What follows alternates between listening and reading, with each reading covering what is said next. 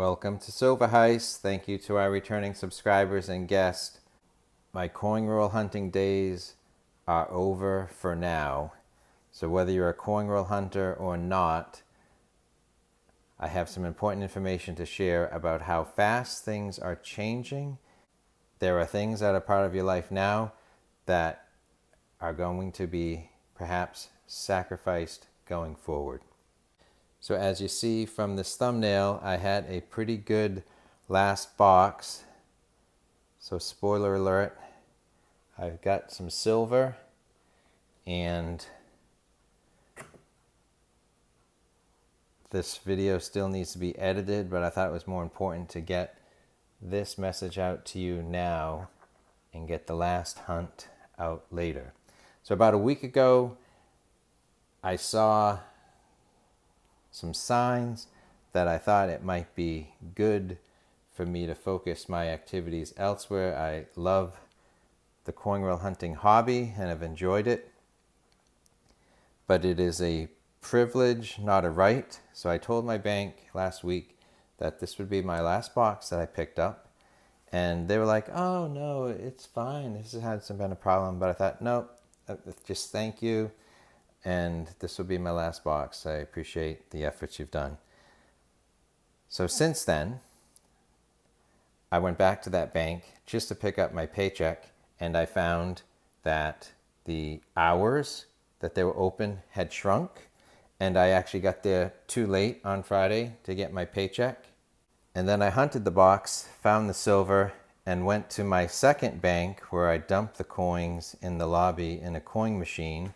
And I was greeted with a sign at the door saying that all lobbies were closed, but that they would support the customers through the drive-through or through ATMs, and if you needed access to your safety deposit box, they would make appointments.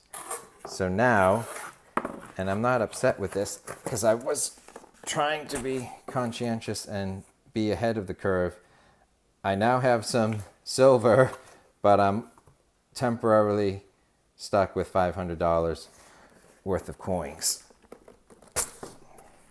So having $500 worth of hard savings is not the worst thing in the world. I did pull out of my other bank some physical savings for physical cash.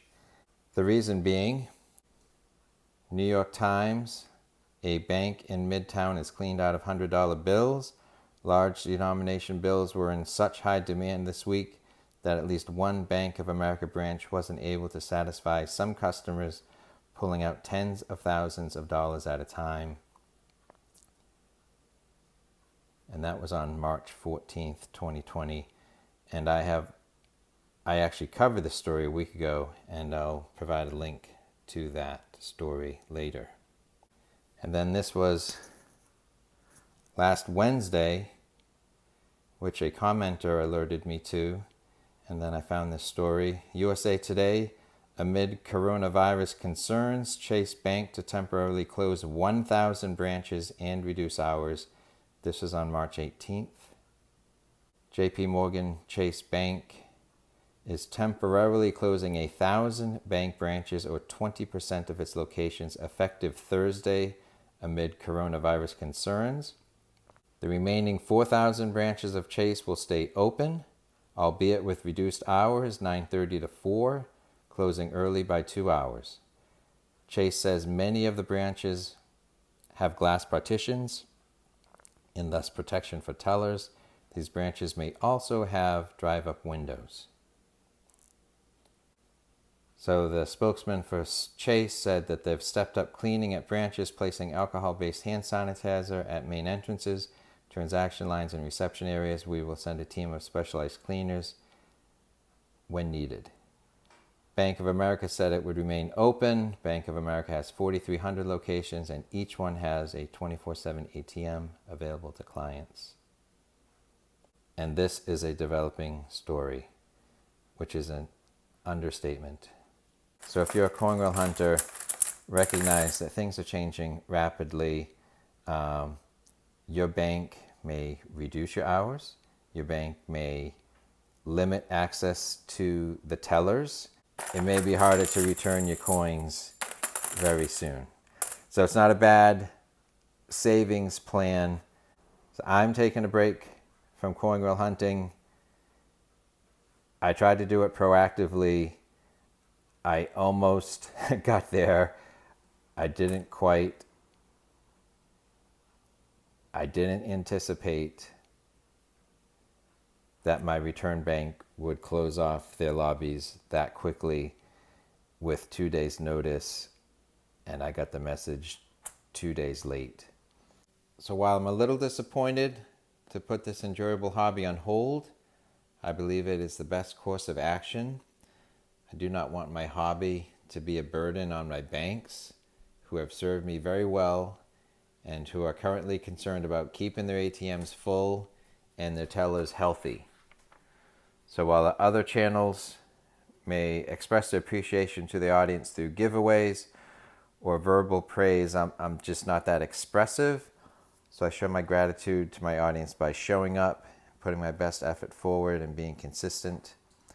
So I may take this time just to organize what I do have and bring that to you. I've already started with my proof coins, and so I think I'd like to just take that effort, take this time to organize the rest of the finds I found over the last year and a half.